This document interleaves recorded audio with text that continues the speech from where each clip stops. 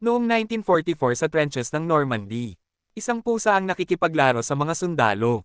Noong 2024 sa Kursk, isang pusa na masigasig na bomb-abati sa mga sundalo, ang pag-aalaga ng mga pusa ay karaniwan pa rin sa larangan ng digmaan. Sa isang banda, pinapadali nito ang tensyonado na nararamdaman ng mga sundalo sa mga trenches at pinipigilan ang mga sundalo na dumanas ng mga psychological diseases. Sa kabilang banda, mapoprotektahan nila ang pagkain ng tropa mula sa pagkasira ng mga daga. Sa UK, may isang medal na tinatawag na Deacon Medal. Ang medal na ito ay partikular na iginawad sa mga hayop na gumawa ng mga kontribusyon sa larangan ng digmaan. Isang kabuuan ng 32 kalapati, 18 na aso at 3 kabayo.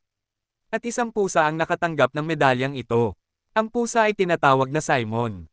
Ang medal ay para purihin siya sa pagprotekta sa pagkain sa barko mula sa pagkasira ng mga daga. Kahit noong meron siyang sugat sa battlefield. Ngayon, ang mga figure ng mga pusa ay madalas na lumilitaw bukod sa mga sundalo. Mapoprotektahan pa rin ng maliliit na pusa ang pisikal at mental na kalusugan ng mga sundalo. Ngayon ang mga sundalo ay lalo na mahilig sa mga pusa na ito, kahit na mahuli nila ang kaaway, hindi nila papatayin ang mga pusa ito ay aalagaan nila.